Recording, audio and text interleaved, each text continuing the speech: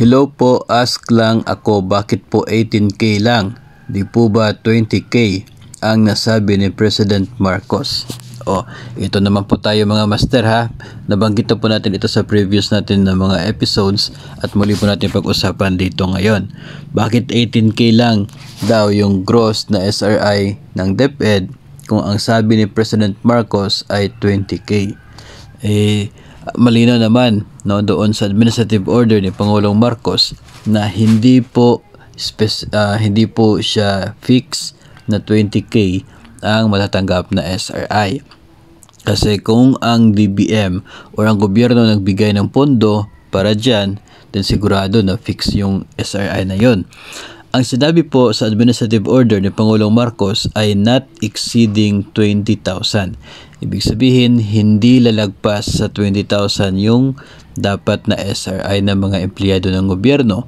So, pwede na mas mababa sa 20,000. Paano o kailan na mangyayari na below 20,000 itong SRI?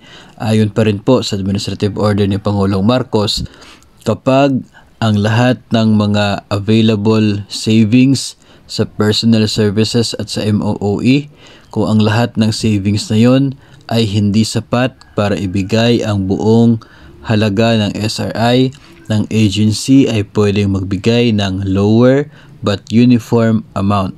So, yun po ang sinasaad ng administrative order ng Pangulong Marcos, kaya hindi po talaga sinabi ni Pangulong Marcos sa 20K ang dapat ibigay na SRI.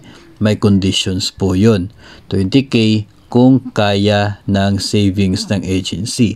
Pero kung wala ng savings, kasi December na po, panigurado yung budget ay nagastos na para doon sa iba't ibang proyekto na dapat paglaanan nito. So, kapag ganun po yung nangyayari, kung magkano lamang yung natira na pondo, paghati-hatian sa mga empleyado.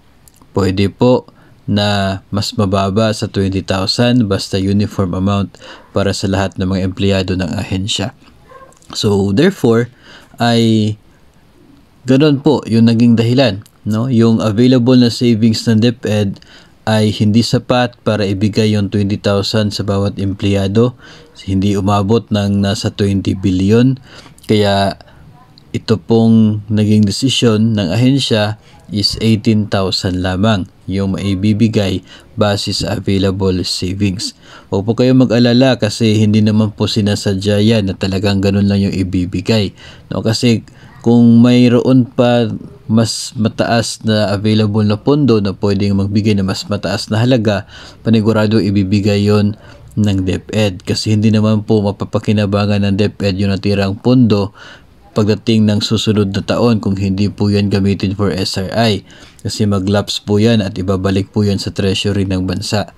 So, dahil for the year 2023 itong budget, so dapat po siyang ubusin ngayon 2023. Kaya kung ano po yung natirang pondo, ubusin po yan, paghati-hatian ng mga empleyado bilang SRI. Ang mahalaga lamang, hindi lalagpas sa 20,000 in every personnel. So yun po yung sabi ng order ni Pangulong Marcos.